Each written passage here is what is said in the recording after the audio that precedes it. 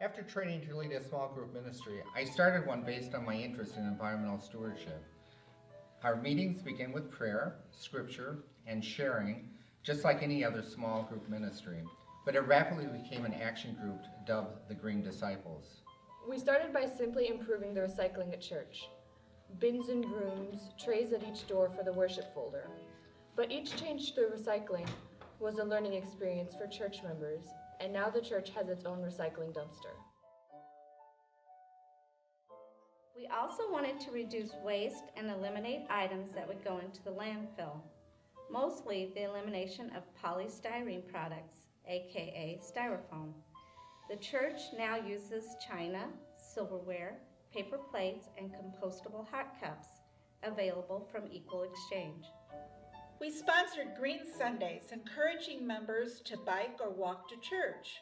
We sponsored Creation Care Worship and led a Bible study, A Hopeful Earth, all to share our passion for God's creation. We took our passion to the community by hosting a booth at a local festival.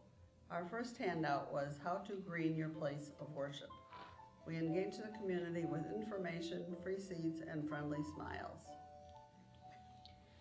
We signed up for the stretch of road bordering our church with Adopt a Highway. 4 times a year, we collect the tossed away and store it for recycling. Doing so is a benefit for our church and being a good neighbor.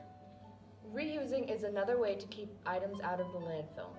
The church collects used shoes that are sold to purchase water-drilling equipment and purification systems. Pieces of cloth and old clothing can be remade into many items. Putting together a list of sustainable practices will ensure green practices by the church long into the future.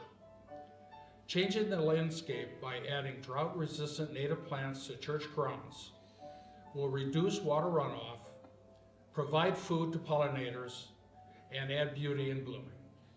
Energy conservation is key to a sustainable future for the church. Alternate sources of energy such as wind, solar, or geothermal should be considered as aging equipment needs to be replaced. It is important to gather a worldview as to what other denominations, religions, and governments are doing to combat global warming. Now 8 years have passed. So much has taken place, but so much more can be done. Teaching God's holy word should include responsibility for God's holy earth. We need to go forth and teach disciples how to care for the earth as they transform the world. Amen. Amen.